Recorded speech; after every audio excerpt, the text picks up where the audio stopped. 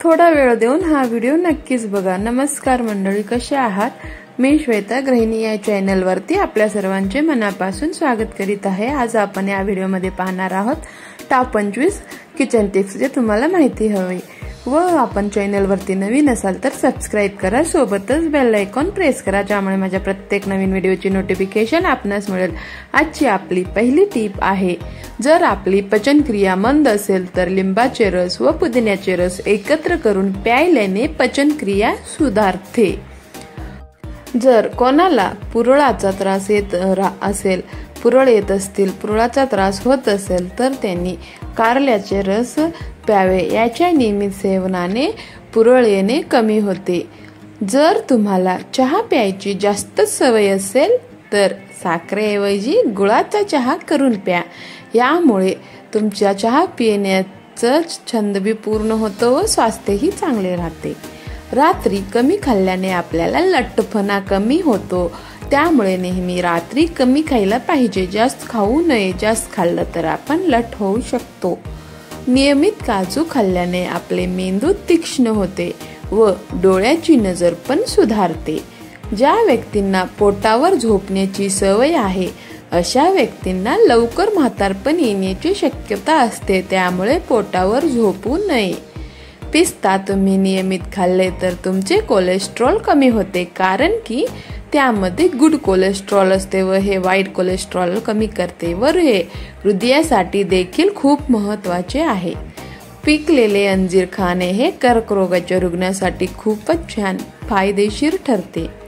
जर आपणास सुरकुत्याची समस्या येत असेल तर खोबऱ्याच्या तेलामध्ये थोडंसं मध मिसळून चेहऱ्यावर छान मसाज करा व 15 ते 20-25 मिनिट तसेच ठेवून कोमट पाण्याने धुवा।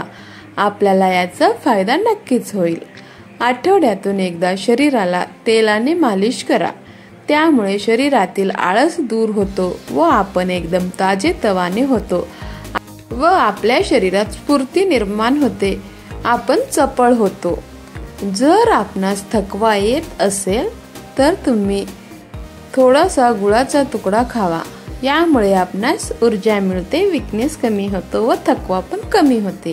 हरभऱ्याची डाळ बडीशोप सोबत खाल्ल्याने लवकर म्हातारपण येत नाही, तुम्ही तरुण दिसू शकता।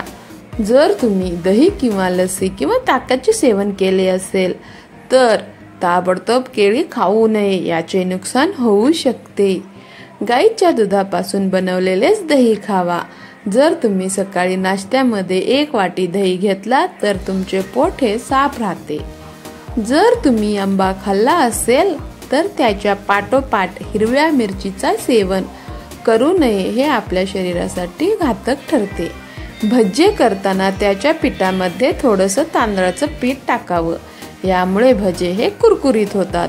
पांढऱ्या कपड्यावर शाईचे डाग पडले असतील तर त्या डागेवर थोडंसं डेटॉल टाकून थोडा वेळ ठेवून रगडून घ्यावे, नंतर साबण लावून धुवून टाकावे, डाग हे निघून जातील।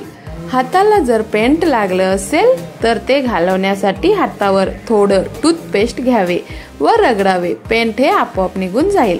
आलं किंवा गाजराची साल ही कमी प्रमाणात निघावी, यासाठी नवीन तारेची घासणीचा वापर करावा, यामुळे साल ही जास्त निघणार नाही। दूध उतू जाऊ नये म्हणून त्यामध्ये तुम्ही छोटंसं प्लेट किंवा वाटी ठेवू शकता, याने दूध उतू जाणार नाही। दही जर घट्ट हवे असेल तर दही हे मातीच्या भांड्यात लावावे, मातीचे भांडे हे पाणी शोषून घेतात, यामुळे दही हे खूप घट्ट होते व खायलाही चवदार लागते। किचन मध्ये लाकडाचे सामान किंवा फर्निचर स्वच्छ करण्यासाठी लिंबाच्या रसाचा किंवा विनेगरचा वापर करावा। ज्वारीचे पीठ जास्त दिवसाचे असेल, त्या पिठाचे भाकरी करता येत नसतील तर त्यात पीठ मळताना पाणी गरम करून टाकावे, गरम पाण्याने पिठाला चिकन येते, भाकरी छान करता येतात।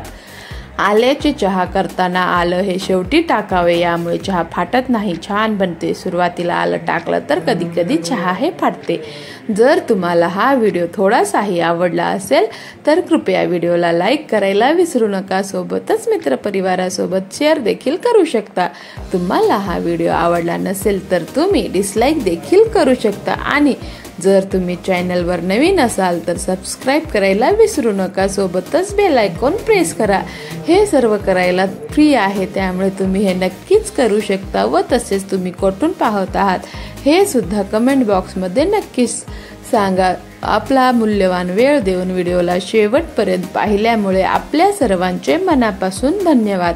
भेटूया अशाच पुढच्या व्हिडिओमध्ये।